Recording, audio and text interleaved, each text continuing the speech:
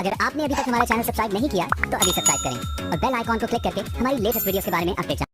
According to the business entity concept, business के entity concept क्या होता है? Transactions between the business and its owner are not recorded. जो business का मालिक है और बिजनेस की ट्रांजेक्शन रिकॉर्ड नहीं की जाती, ऐसा तो नहीं होता। Transactions between the business and its owner are recorded, considered them to be a one single entity. जो ओनर है मालिक, वो मालिक और बिजनेस को एक ही मान लिया जाता है, ये भी नहीं होता। Transactions between the business and its owner are recorded from the business point of view. Business point of view से बिजनेस की और ओनर की ट्रांजेक्शन्स को रिकॉर्ड किया जाता है, ये ठीक है। नन ऑफ दिस ये नहीं होगा। तो बिजनेस एंटिटी कॉन्सेप्ट ये कहता है कि बिजनेस का ओनर बिजनेस से अलग होता है, ठीक है। अगर बिजनेस का ओनर बिजनेस में कुछ लगाता है तो वो कैपिटल है और बिजनेस की तरफ से ये लायबिलिटी मानी जाएगी। और अगर अगर ओनर कुछ बिजनेस से निकाल लेता है वो पर्सनल यूज के लिए, तो वो ड्राइंग्स मानी जाएगी, ठीक है। तो यही कह रहा है कि ट्रांजेक्शन्स है जो बिजनेस और ओनर के बीच में, वो बिजनेस के पॉइंट ऑफ व्यू से रिकॉर्ड की जाएगी। According to the money measurement concept, money measurement concept क्या होता है? जो भी इवेंट, जो भी घटना आपको बिजनेस से रिलेटेड रिकॉर्ड करनी है, वो सारी मनी में कन्वर्ट हो जाए, मनी में, पैसों में वो कन्वर्ट हो जाए, जिन्हें आप पैसों में देख सकते हो कि कितने पैसों की है। जैसे 10,000 की कोई ट्रांजेक्शन है, 8,000 की ट्रांजेक्शन है, अगर मनी में कन्वर्ट हो रही है तो उसको आप रिकॉर्ड करोगे। तो all transaction events are recorded. क्या बिजनेस में सभी इवेंट्स और घटनाएं रिकॉर्ड की जाती है? अगर मैं कहूँ कि मेरे एम्प्लॉय डिसऑनेस्ट निकले, बेईमान निकले, तो क्या आप इसे भी रिकॉर्ड करोगे? नहीं, ये मनी में मेजर नहीं हो कि कितने बेईमान निकले, ठीक है। अगर मैं ये कहूँ कि मेरे एम्प्लॉय का 5,000 बेईमानी की वजह से 5,000 का लॉस हो गया, तो 5,000 का लॉस हुआ, ये अब रिकॉर्ड हो सकते हैं क्योंकि मनी में मेजर है। तो ऑल ट्रांजेक्शन इवेंट्स तो रिकॉर्ड नहीं होते। All transaction events which can be estimated in money term are recorded in the books of account.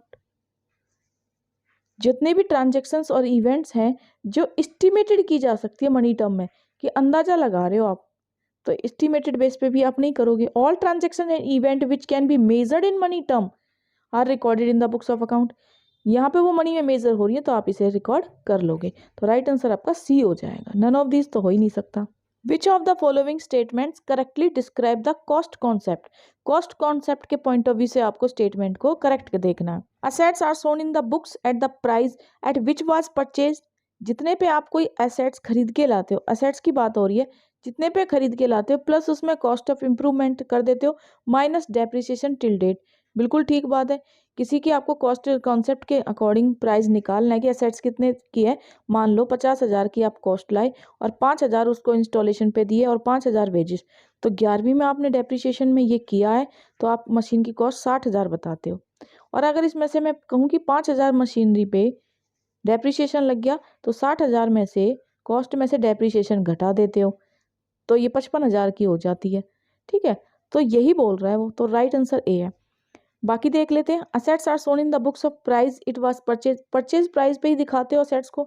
नहीं, हम उसे डेप्रिसिएटेड घटा के भी दिखाते हैं, तो ये नहीं हो सकता। Assets are shown in the books at the price it was purchase plus cost of improvement, plus में उसमें परचेज कॉस्ट ऑफ इम्प्रूवमेंट को ऐड कर लेते हैं, तो सिर्फ ये इम्प्रूवमेंट ही नहीं हो सकता। Assets are shown in the books at the price it was purchase और market price whichever is lower. देखिए, ये एसेट्स के लिए फॉर्मूला नहीं है, ये स्टॉक के लिए है। चौथा, ये जो फोर्थ फॉर्मूला है, यहाँ असेट्स नहीं, ये स्टॉक के लिए होता है रूल, कि स्टॉक जो कम प्राइस पे है मार्केट प्राइस पे, जो दोनों में से कम, उस पे लिया जाता है। तो ये भी नहीं है आपका। Concept that a business enterprise will not be sold or liquidation in the near future or known as, कि नियर फ्यूचर में, भविष्य में आपका लिक्विडेशन होना है कि बिजनेस का बंद नहीं होना, ठीक है। लिक्विडेशन का मतलब होता है बिजनेस का बंद होना, ठीक है। और नोट है तो इसका मतलब ये कह रहा है कि कौन सा कॉन्सेप्ट बिजनेस एंटरप्राइज का ये कहता है कि वो भविष्य में बंद नहीं होने वाला। नोट है ना। तो going concern, economy entity, monetary unit, या नन ऑफ दीज। तो देखो, गोइंग कंसर्न ये कहता है कि बिजनेस चलता रहेगा, लंबे समय तक चलता रहेगा। आज मैंने बिजनेस स्टार्ट किया तो ये लंबे समय तक 10 साल, 20 साल, 30 साल, 40 साल चलता रहेगा, ये बंद नहीं होने वाला। तो इसकी इंग्लिश होती है नॉट लिक्विडेशन। ये अभी बंद नहीं हो रहा, तो नॉट लिक्विडेशन, ठीक है। तो इकोनॉमी एंटिटी, तो ये तो ओनर के बारे में बात कर रहा है, ऐसा तो कुछ नहीं बोला। मॉनेटरी, जिसे आप मनी में मेजर कर सकते हो, ये भी कुछ नहीं बोला। नन ऑफ दिस होगा नहीं। बचा क्या? ए, गोइंग कंसर्न। जब भी बात आएगी बिजनेस के लॉन्ग टाइम चलने की, फ्यूचर में बिजनेस चलेगा, बिक नहीं रहा, बंद नहीं हो रहा, तो वो चलता रहेगा, going concern. According to the accrual concept, accrual concept क्या होता है? Transactions events are recorded in the books at the time of their settlement in cash. जब भी आपको कैश मिलेगा तभी आप ट्रांजेक्शन करोगे, ऐसा तो कभी नहीं होता। जब आप उधार कर लेते हो या एडवांस मिल जाता है, प्रीपेड मिल जाता है, पहले मिल जाता है या बाद में मिलता है तो उसे भी लेते हो, तो इसके अकॉर्डिंग तो ये नहीं है ठीक। Transactions and event are recorded in the books at the time when they are entered into. जब भी आपकी कोई भी ट्रांजैक्शन होती है, चाहे वो नगद हो चाहे उधार हो, आप तुरंत उसे रिकॉर्ड करते, ये बिल्कुल ठीक है। ट्रांजैक्शन इवेंट्स में भी recorded either at the time of settlement when they are enter into. जब सेटलमेंट हो या जब एंटर्ड हो तभी आप करते हो, नहीं, नन ऑफ दिस। अक्रूअल का मतलब है जैसे ही आपने अर्न कर ली कोई चीज, ठीक है, जैसे ही कोई भी ट्रांजैक्शन अर्न कर ली या ट्रांजैक्शन हो गई, ठीक है, तो वो आ जाएगी। जैसे ट्रांजैक्शन हुई तभी आपने रिकॉर्ड कर ली, चाहे वो नगद में हुई, चाहे उधार में हुई, या एडवांस में हुई, या ठीक है, या बाद में पेमेंट देने की बात हुई, तो अक्रूवल में ये भी हो जाएगा। According to the convention of consistency, consistency होता है कि जो रूल आपने इस साल फॉलो किया है वही अगले साल करना, ताकि आप दोनों में कंपैरिजन कर सको, ठीक है। कंसिस्टेंसी जैसे मान लो डेप्रिसिएशन आपने लगाया है और इस साल एसएलएम मेथड से लगाया, तो नेक्स्ट ईयर भी एसएलएम से लगाना, ताकि दोनों में कंपैरिजन किया जा सके। तो अब देखिए इसके according answer, accounting policies and practice once adopted should be consistently follow. एक बार आपने कोई पॉलिसी प्रैक्टिस यूज कर ली तो वही फॉलो करनी, बिल्कुल ठीक बात है। बाकी देख लेते हैं। Accounting policies and practice adopted may be change as per the management decision, change नहीं कर सकते तो कंसिस्टेंसी नहीं रहेगी।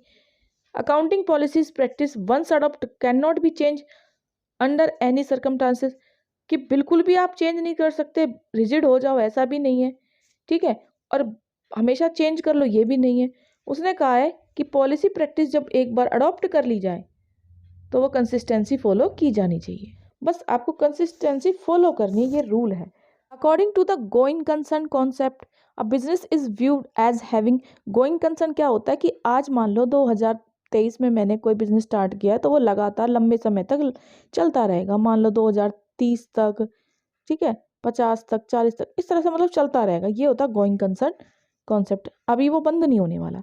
अ लिमिटेड लाइफ, कोई लिमिटेड लाइफ है नहीं। अ वेरी लॉन्ग लाइफ, बहुत ज़्यादा लंबी लाइफ है, ऐसा भी नहीं है।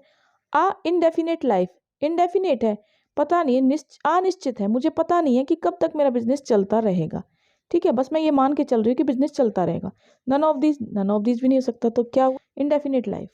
According to which of the following accounting concept even the proprietor of a business is treated as creditor to the extent of his capital.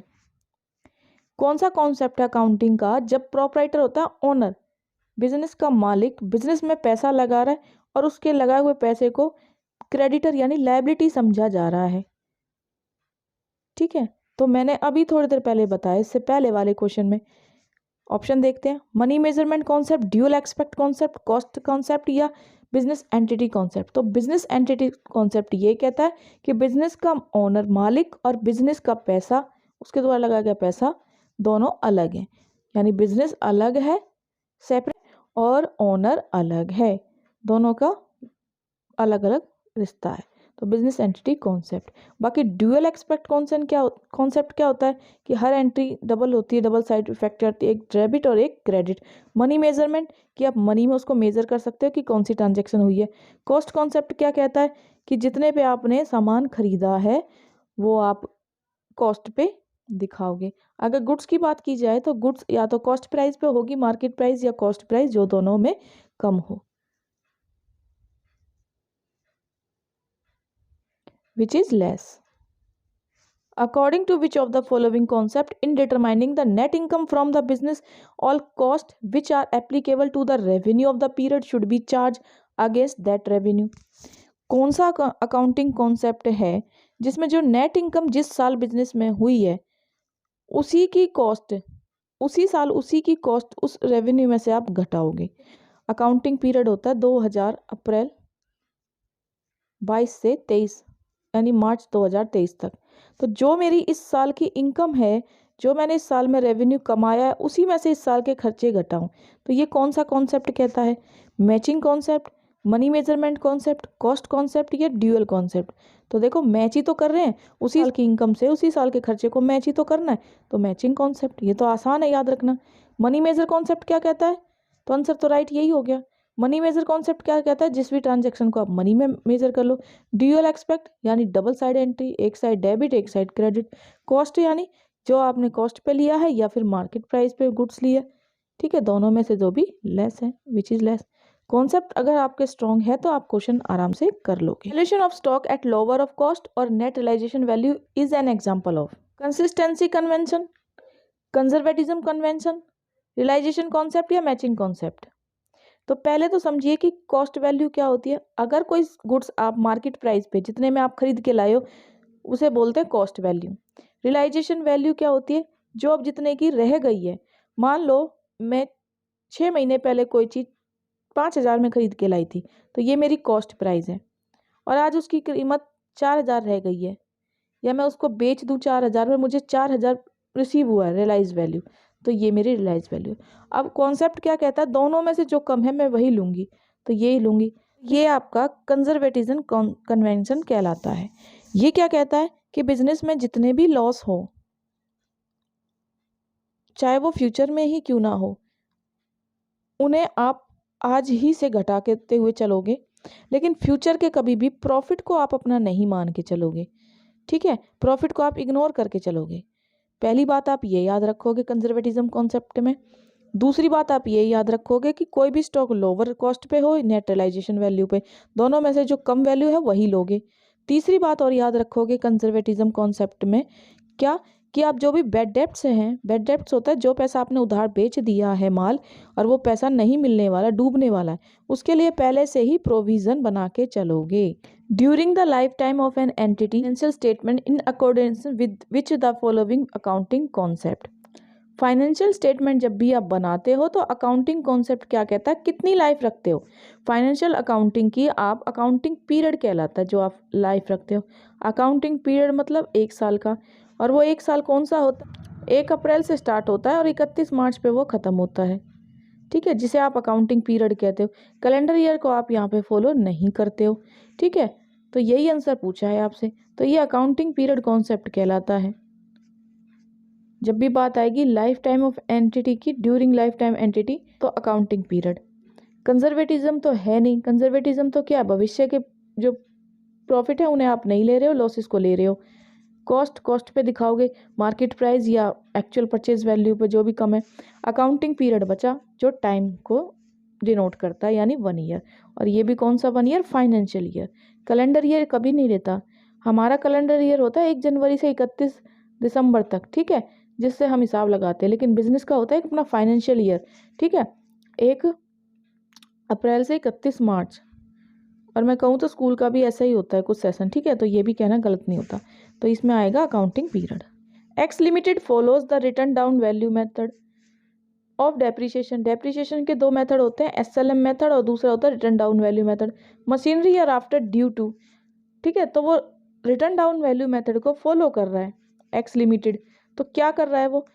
Comparability के लिए, कन्वीनियंस के लिए, कंसिस्टेंसी के लिए, ऑल ऑफ दीज के लिए। देखिए कर तो वो कंपैरिजन के लिए रहा है, लेकिन कंपैरिजन कोई कॉन्सेप्ट नहीं आता, कंसिस्टेंसी कॉन्सेप्ट होता है। तो सी राइट आंसर है। The convention of conservatism takes account into. Conservation क्या होता है? मैंने अभी बताया कि प्रॉफिट को हम नहीं लेते हैं फ्यूचर के, और लॉस को ले लेते हैं। Prospective profits and prospective losses, loss और प्रॉफिट दोनों को लेते हैं? नहीं। All prospective profits and leave out prospective losses, loss को छोड़ देते हैं, प्रॉफिट को ले लेते हैं, ये भी नहीं होता।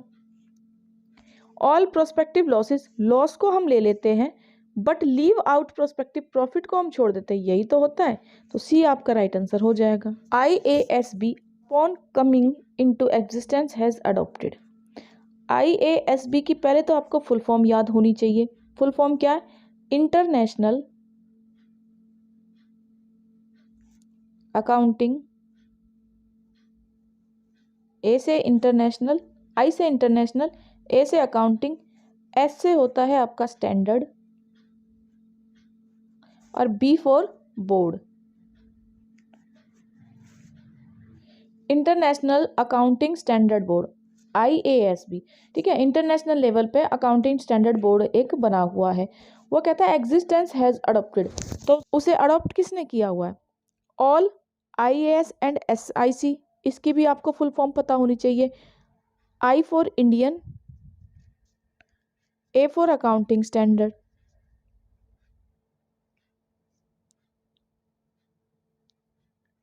हाँ, हमारे इंडियन अकाउंटिंग स्टैंडर्ड ने भी IASB रूल्स को फॉलो किया हुआ है, अडॉप्ट किया हुआ है, तो ये बिल्कुल ठीक है। SIC की भी आपकी फुल फॉर्म याद होनी चाहिए। S मतलब स्टैंडिंग, I मतलब इंटरप्रिटेशन और C मतलब कमेटी। तो अगर फुल फॉर्म याद है तो आप आसानी से इस क्वेश्चन का आंसर दे सकते हो। All IAS and SIC। Some IAS, some नहीं, सभी ने किया हुआ है। नन ऑफ, तो ये भी नहीं हो सकता, नन ऑफ दीज नहीं हो सकता, तो बचा क्या? फर्स्ट ऑप्शन राइट है। IFRS की फुल फॉर्म याद होनी चाहिए आपको। International financial, R for reporting standards. International financial reporting standard IFRS होते हैं। रूल्स बेस्ड अकाउंटिंग स्टैंडर्ड सिर्फ रूल बनाते हैं। प्रिंसिपल बेस्ड अकाउंटिंग स्टैंडर्ड्स ये प्रिंसिपल्स बनाते हैं, सिद्धांत बनाते हैं जिन्हें हम फॉलो करते हैं। ये partially rules based and partially principle, क्या आधे सिद्धांत और आधे रूल बनाते हैं? नहीं, नन ऑफ अबव नहीं। तो ये क्या होते हैं? ये प्रिंसिपल्स बनाते हैं जिन्हें हर कंट्री को फॉलो करना पड़ता है। IFRS are based on historical cost, fair value, both historical और fair value, none of these. तो ये फेयर वैल्यू पे बेस्ड होते हैं। INAS, IN से ना कंफ्यूज ना हो, IN यहाँ पे इंडिया के लिए यूज हुआ, इंडियन, ठीक है, या इंडिया के। AS मतलब अकाउंटिंग स्टैंडर्ड। इंडिया ने भी अपने ना अकाउंटिंग स्टैंडर्ड्स बनाए हुए हैं जिनको बोला जाता है IN स्टैंडर्ड्स। कहाँ से लिए हैं ये? अकाउंटिंग स्टैंडर्ड इंटरनेशनल लेवल के, उनके बेस्ड पे ही रूल बना लिए हैं, ठीक है, तो रूल बेस्ड है अकाउंटिंग स्टैंडर्ड्स पे ही, तो ये A राइट ऑप्शन हो जाएगा। प्रिंसिपल बेस्ड अकाउंट स्टैंडर्ड, हमने प्रिंसिपल नहीं बनाए, हमने प्रिंसिपल के बेस पे रूल बना लिए हैं। Partly rule and partly principle, ये भी नहीं है, नन ऑफ दीज। तो देखिए, जब बात आएगी इंडियन अकाउंटिंग स्टैंडर्ड की तब तो रूल है, लेकिन जब बात आएगी इंटरनेशनल लेवल की तब वो प्रिंसिपल है, कंफ्यूज ना। देखिए, KVS में कुछ ऐसे भी क्वेश्चन अब आने लगे हैं, सजेशंस बेस्ड क्वेश्चन, ठीक है। तो आपको स्टेटमेंट दी हुई है, दोनों स्टेटमेंट में से आपको करेक्ट पेयर चूज करना है। जैसे कि business is a non economic activity, क्या बिजनेस नॉन इकोनॉमिक एक्टिविटी है? नहीं, ये तो गलत है, क्योंकि बिजनेस तो इकोनॉमिक एक्टिविटी है। अब आपको ये क्लियर होना चाहिए, इकोनॉमिक एक्टिविटी वो जहाँ पे आप कोई काम कर रहे हो प्लस पैसा कमा, ठीक है, एक्टिविटी प्लस अर्निंग, दोनों चीज हो रही है तो वो इकोनॉमिक्स है। अगर काम हो रहा है, एक्टिविटी हो रही है पर अर्निंग नहीं हो रही है, पैसा नहीं कमा रहे हो, सिर्फ काम हो रहा है, तो वो नॉन इकोनॉमिक एक्टिविटी है। जैसे घर पे मम्मी खाना फ्री में बना के दे रही है तो नॉन इकोनॉमिक एक्टिविटी। वही खाना बाहर सप्लाई हो रहा है, बाहर बिक रहा है, केटरिंग का काम हो रहा है उसी से, ठीक है। आजकल लंच भी जाते हैं ना, बना बना के ऑफिसों में भिजवाए जाते हैं, पैसे कमाए जा रहे हैं, तो फिर वो इकोनॉमिक एक्टिविटी हो जाएगी। तो बिजनेस तो इकोनॉमिक एक्टिविटी होता है, तो ये तो गलत हो गया। Business is undertake with the aim of earning money, जो किया जाता है उसका एम सिर्फ पैसा कमाना, ये तो बिल्कुल ठीक है। तो पहला गलत है, दूसरा ठीक है, पहला गलत दूसरा ठीक। तो आपको ऐसा पेयर ढूंढना है जिसमें पहला गलत और दूसरा ठीक हो। बोथ A और R ट्रू, दोनों सही तो है ही नहीं, हम आगे पढ़ेंगे ही नहीं। बोथ A और R ट्रू, ये भी सही नहीं है। A इज ट्रू, A तो गलत है। A इज फॉल्स, A गलत है और R ट्रू है, ये हमारा राइट पेयर है। तो पहली चीज हमारी गलत है, असर्शंस हमारे गलत हैं, और R हमारा ठीक है, तो ये D आंसर हो। सेकंड देखिए, auxiliaries to trade are generally referred as service. Auxiliary to trade क्या होते हैं? पहले तो समझो ट्रेड क्या होता है। ट्रेड होता है एक जगह से आपने माल परचेज कर दिया, ठीक है, बना हुआ माल खरीद लिया रेडीमेड, और दूसरी जगह बेच दिया, बीच में आपने प्रॉफिट कमा लिया, ये होता है ट्रेडिंग, ट्रेड, ठीक है। ऑक्सिलरी टू ट्रेड क्या होता है? जो इस काम को करने में आपकी हेल्प करें। सामान खरीद के बेच रहे हो तो उसमें आप ट्रांसपोर्ट ले सकते हो, कोई गाड़ी आपकी हेल्प कर रही है, उस सामान के लिए आपने कोई इंश्योरेंस करवा लिया है, ठीक है, उस सामान को खरीदने के लिए आपने बैंक से पैसा ले लिया, तो बैंकिंग, इंश्योरेंस। उस सामान को बेचने के लिए आपने एडवर्टाइजमेंट कर लिया, उस सामान को बेचने से पहले गोदाम ले लिया है जहाँ अपने माल को रख दिया, वेयर हाउस। तो ये सारी चीज़ें हैं ऑक्सिलरी टू ट्रेड। तो कह रहा क्या ये सर्विस है? हाँ बिल्कुल ठीक है, ये सर्विस तो है ही। ठीक है, आपको सर्विस भी पता होनी चाहिए, 5 टाइप की होती है।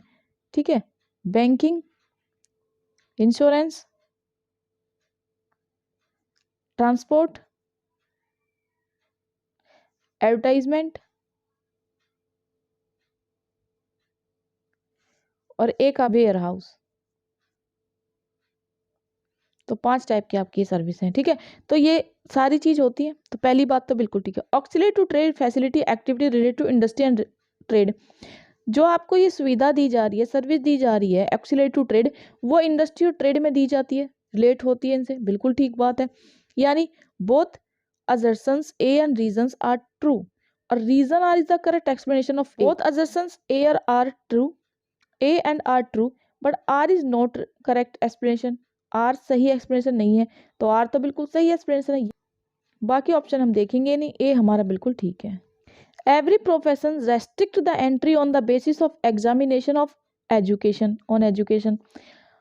प्रोफेशन में एग्जाम, एंट्रेंस एग्जाम लिया जाता है ताकि बाहर की पूरी भीड़ को रोक लिया जाए और इंटेलिजेंट बच्चों को प्रोफेशन में एंट्री मिल जाए।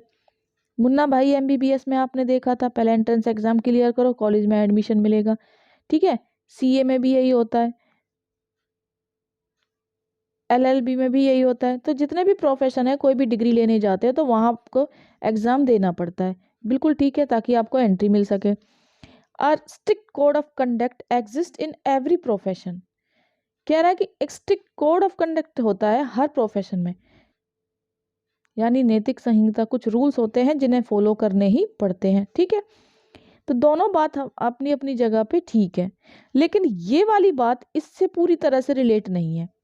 ठीक है, दोनों ठीक है, तो दोनों ठीक तो है, लेकिन ये इसकी एक्सप्लेनेशन नहीं है। यहाँ बात एंट्री एग्जामिनेशन की चल रही है, यहाँ वो कोड ऑफ कंडक्ट दे रहा है, दोनों बात अलग है, इसीलिए बी आंसर राइट। देखिए, warehousing facility the availability of goods as and when required. गोदाम में हम माल को जब तक रख लेते हैं जब तक कि वो चाहिए होती है हमें। ठीक है, तो ये बात तो बिल्कुल ठीक है। Warehousing removing the hindrance of place की जगह की गलती को ठीक नहीं करता, ये टाइम के लिए रखता है, जितने टाइम के लिए सामान बिक नहीं जाता उतने टाइम के लिए रखता है। ये मैंने पहली वीडियो में भी बनाया हुआ है, आप प्लेलिस्ट से वो निकाल के देख सकते हो अच्छे से। Utility of time, utility of time होता है, बच्चे हमेशा यूटिलिटी ऑफ प्लेस कर देते हैं, तो यही कंफ्यूज हो जाते हो आप। यूटिलिटी प्लेस कभी नहीं होगा, यूटिलिटी ऑफ टाइम के लिए वेयर हाउस को लिया जाता है, जब तक कि गोदाम में माल रखेंगे जब तक कि वो बिक ना जाए, टाइम पीरियड के लिए। तो दूसरा हमारा गलत है, पहला ठीक है। तो ए देखिए, हमारा पहला ठीक है और दूसरा गलत है। ठीक है, तो ये सी आंसर हमारा राइट हो जाएगा। जब एक गलत है और दूसरा सही है तो दोनों वाली ये बोथ एक्सप्लेनेशन तो गलत ही हो गई। ठीक है, कि बोथ आर ट्रू, ये तो रीजन ही नहीं है। Every partner acts in the capacity of, जो पार्टनर होता है हर एक, वो उसकी कैपेसिटी क्या होती है? An agent as well as principal, only agent of the firm, only principal of the firm, none of this. काफी इंपॉर्टेंट क्वेश्चन है, केवीएस में कई बार आया हुआ है ये। तो जो पार्टनर होता है वो फर्म का एजेंट भी होता है और वो प्रिंसिपल भी होता है। एजेंट के रूप में भी काम करता है और वो मालिक के रूप में भी काम कर सकता है, यानी जो वो काम कर रहा है उसके लिए बाकी पार्टनर भी जिम्मेदार होते हैं। The minimum number of adult members required in cooperative society, cooperative society में मिनिमम नंबर पूछे हैं, 2, 5, 7, 10, तो मिनिमम तो होते हैं इसमें 10। ठीक है, minimum number. Cooperative society act पूछ लिया जाए तो 1912 एक्ट होता है। सोसाइटी क्या होती है? सोशल वेलफेयर के लिए कुछ लोग मिलके एक कोऑपरेटिव सोसाइटी का निर्माण करते हैं एक्ट 1912 के अकॉर्डिंग। उसमें मिनिमम नंबर 10 हो सकते हैं और हर एक पर्सन को each member has a one right, एक वोट मिलता है। ठीक है, और सभी के द्वारा ये फर्म चलाई जाती है, कोऑपरेटिव सोसाइटी को चला जाता है। क्या करते हैं? ये वेलफेयर के लिए काम करते हैं। मान लो कहीं से बल्क में होलसेलर से इकट्ठा माल लिया है और कंज्यूमर को सस्ते प्राइस पे यानी लो प्राइस पे बेच देते हैं, तो भलाई के लिए ही काम करते हैं, प्रॉफिट ना के बराबर होता है। Who issue the certificate of registration to a partnership firm, कौन इशू करता है सर्टिफिकेट रजिस्ट्रेशन का पार्टनरशिप फर्म को? State government, central government, registrar of firm, none of these. तो देखो, जब भी बात रजिस्ट्रेशन की आएगी तो रजिस्ट्रार ऑफ फर्म, अगर फर्म है तो फर्म, कंपनी है तो रजिस्ट्रार ऑफ कंपनी, ठीक है। तो रजिस्ट्रार ऑफ फर्म या रजिस्ट्रार ऑफ कंपनी, ये चीज़ें आप याद रखोगे, काफ़ी इंपॉर्टेंट क्वेश्चन है। इसमें government, central government, state government या गवर्नमेंट का कोई रोल नहीं होता, ठीक है। क्वेश्चन बनते हैं maximum number of member in a private company. Maximum पूछा है तो 200 प्राइवेट में, और मिनिमम पूछ लेता तो 2, और प्राइवेट की जगह अगर पब्लिक हो जाती तो उसमें भी 7 मिनिमम और मैक्सिमम हो जाते नो लिमिट, नो लिमिट। ये बात होती पब्लिक में, ठीक है। पहली वीडियो में भी आप देख सकते हो, अच्छे से मैंने एक्सप्लेन किया, playlist. A partnership firm may be registered under the Indian partnership act 1949, 56, 1956, 1932, 1947। तो काफ़ी इंपॉर्टेंट क्वेश्चन है। पार्टनरशिप एक्ट बना था 1932। क्वेश्चन है, कंफ्यूजिंग भी होता है। In which type of company there is no restriction on transfer of share. अपने शेयर को, अपने जो शेयर है उसको ट्रांसफर करने में कोई भी प्रतिबंध नहीं है, कोई मना ही नहीं है। कौन सी कंपनी होती है वो? 1% company, public company, private company, none of the. तो पब्लिक कंपनी को कोई भी रेस्ट्रिक्शन नहीं है। क्यों? ऐसे याद रख लेना कि भाई डेमोक्रेसी की कंट्री है आपकी, ठीक है, डेमोक्रेसी याद रखने की ट्रिक है, और डेमोक्रेसी कंट्री में पब्लिक की चलती है, तो पब्लिक की कंपनी पे कोई भी रेस्ट्रिक्शन नहीं है, याद करने की ट्रिक है ये। In the absence of article of association is adopted table A, table C, table F, table A. तो देखिए आर्टिकल ऑफ एसोसिएशन होता क्या है। पहले तो आर्टिकल क्या होते हैं? आर्टिकल आप समझिए कि इंपॉर्टेंट डॉक्यूमेंट्स होते हैं कंपनी के। 2 टाइप्स के आप फिलहाल याद रख लें। एक होता है MOU, memorandum of association, MOA। एक होता है AOA, आर्टिकल ऑफ एसोसिएशन। तो मेमोरेंडम ऑफ एसोसिएशन में टेबल ए से लेके ई तक आ जाती है, बाकी एफ से लेके जे तक आर्टिकल ऑफ एसोसिएशन में आ जाती है।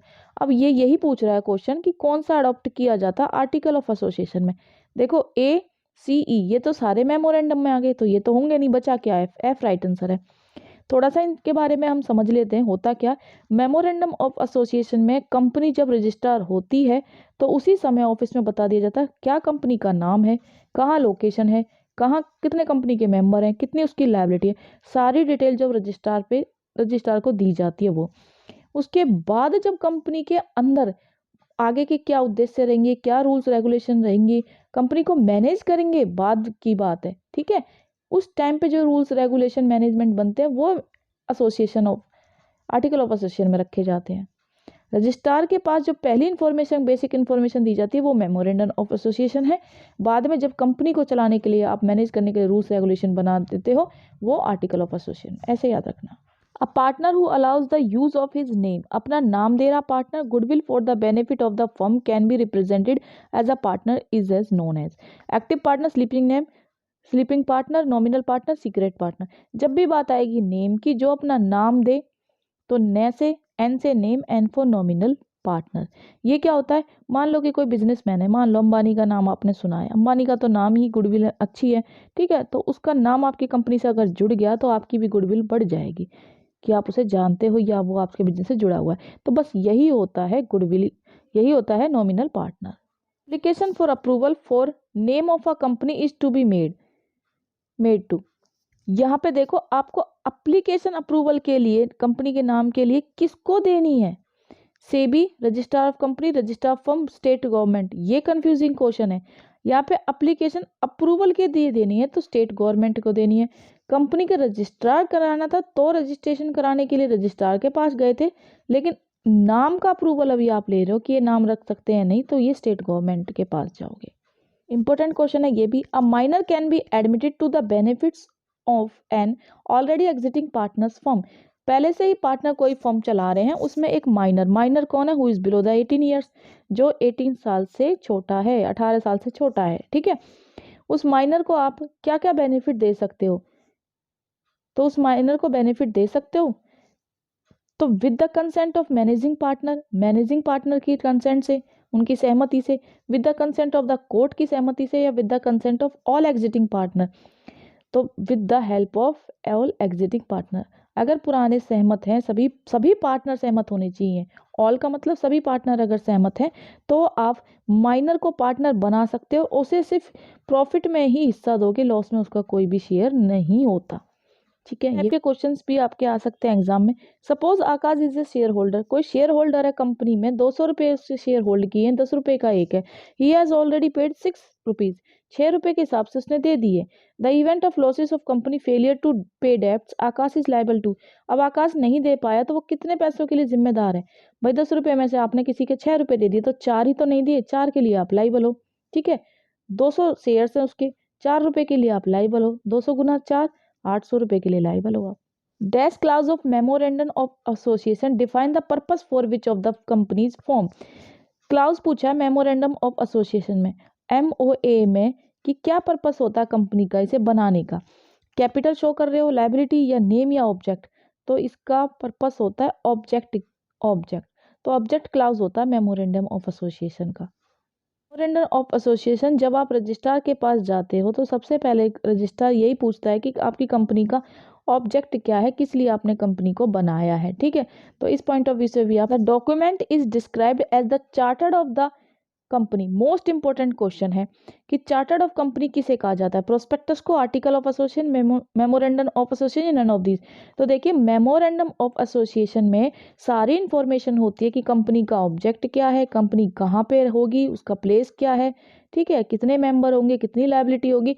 इसी वजह से, और ये बहुत इंपॉर्टेंट होता है, और इसी वजह से चार्टर्ड ऑफ अ कंपनी भी कहा जाता है। इंपॉर्टेंट क्वेश्चन है ये भी, qualification shares are subscribed by dash of the company, auditor, director, bankers या एम्प्लॉय।